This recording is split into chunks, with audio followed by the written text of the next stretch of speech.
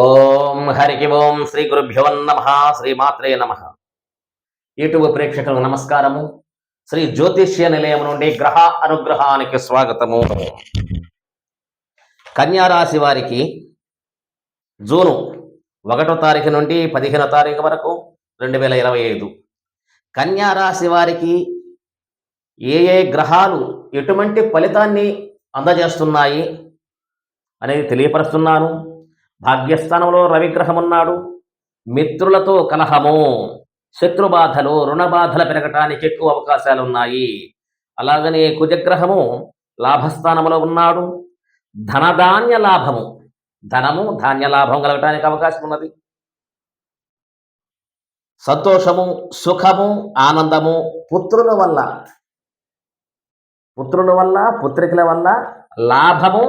కన్యారాశి వారి యొక్క కుమారులు కుమార్తెలకి ఉద్యోగ ప్రయత్నం చేస్తే తప్పనిసరిగా ఫలించుతున్నది. విద్య, ఉద్యోగము, వివాహ ప్రయత్నము కూడా వారి యొక్క బిడ్డలకి తప్పనిసరిగా ఫలిస్తున్నది. బిడ్డల వల్ల లాభం, కుటుంబానికి లాభం కలగటానికి ఎక్కువ అవకాశాలు ఉన్నాయి. అలాగనే ఇంజనీర్లు, డాక్టర్లు, రియల్ ఎస్టేట్ చేసేవారికి, ఇతరితర వ్యాపారస్తులకు కూడా మంచి యోగ కాలము, మంచి లాభాలు పొందడానికి ఎక్కువ అవకాశం ఉన్నది. అలాగనే దశమస్థానములో గురుగ్రహం ఉన్నాడు. దశమస్థానములో గురుగ్రహము ఉండటం వలన మనం చేసే వ్యాపార, వ్యవసాయ, ఉద్యోగములో గురువు యొక్క అనుగ్రహము లేదు కాబట్టి కన్యరాశి వారికి కొంత నష్టాలు కలగటానికి అవకాశం ఉన్నది. తప్పనిసరిగా గురువు యొక్క అనుగ్రహము కలగాలంటే పరిహారం చూతాను, పరిహారం చేసుకోండి. అలాగనే శనిగారు కూడా 7వ స్థానంలో ఉన్నాడు. రుణబాధలు పెరగతాయి.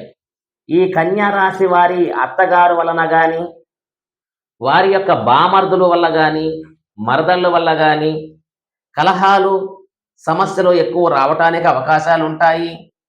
రుణబాధలు పెరగతాయి. అలాగనే తలంచిన పనులు కూడా ఆలస్యంగా నెరవేరుతాయి. అలాగనే రాహువు గారు 6స్థంలో ఉన్నాడు. విపరీతమైన మీకు రాజయోగము కలగటానికి అవకాశం ఉన్నది. యత్న కార్యలాభము. ఏ పని పట్టుకుంటారో మీరు, ఏ పని చేస్తుంటారో, వ్యాపార, వ్యవసాయ, ఉద్యోగము, డాక్టర్లు, ఇంజనీర్లు, రాజకీయ నాయకులు, ఏ వృత్తుల్లో కొనసాగే వారికి విజయము సాధిస్తారు. యత్న కార్యలాభము, భూలాభము, ధనలాభము, మనోధైర్యము. ఈ పని నేను చేయలేను అనుకొని నిరుత్సాహపడాల్సిన అవసరం మీకు లేదు. రాహు బలము అధికంగా ఉన్నది కాబట్టి మీ జాతకములో ఏది కూడా మనోధైర్యంగా ముందుకు వెళ్ళండి. విజయం మీ సొంతం అవ్వటానికి 100% అవకాశాలు మీకు ఉన్నాయి. శ్రీరామ రక్ష కలుగుద్ది. అయితే మీకు చక్కని పరిహారం చెబుతున్నా. మీ యొక్క రాశిలో గురువు యొక్క అనుగ్రహం లేదు, శనిగారు అనుగ్రహం లేదు. గురువుకి మీరు బాబా వారికి కానీ, సాయిబాబా వారికి కానీ, లేదా స్వామి వారిని ఆరాధించండి. తప్పకుండా గురువు యొక్క అనుగ్రహం కలగటానికి ఎక్కువ అవకాశం ఉన్నది.